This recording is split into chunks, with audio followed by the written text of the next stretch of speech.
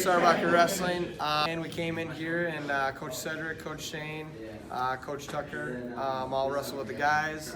I got a bum knee, Max tore my LCL, so I'm out for another 3 weeks. But I'm standing here with my head coach, Tim Fader, and I'm also standing here with his assistant coach, Elroy Perkins. Elroy was one of my college teammates. One thing Elroy's going to talk about is, you guys can tell, he's injured. What tournament was it? The Bill Farrell International Tournament. Bill Farrell, so he's going to talk about how he kind of overcomes that and goes into basically getting ready for his next season. Coach is going to talk about how important it is to, one, come in off season, two, what you're putting into your workout, and the results you guys can see when you guys are coming in this off season.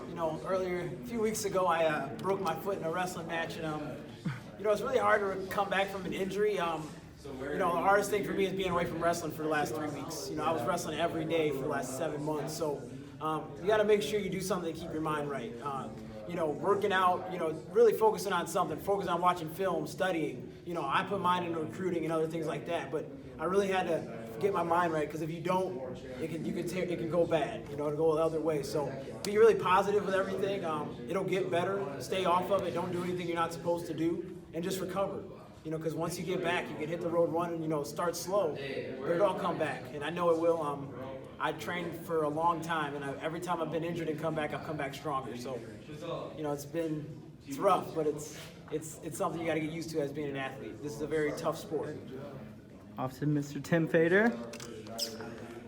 Yeah, I guess I would emphasize the idea of picking up skills and becoming a better wrestler in the off season. I think everybody does the things that you do in the in season, during the competitive season. And the guys, I think, that are making waves and getting closer to their goals are the guys that are searching out things in the off season, whether it be drilling or whether it be competition somewhere else, or whether it be working on their weaknesses. That's something that we talk about a lot. If you spend the whole year and at the end of the year you say you're just not very good at getting off the bottom, you have a really hard time getting off the bottom, and then from March until November you don't do anything to get better off the bottom, guess what your problem's going to be, right away when you start that next year. So we try to identify those weaknesses.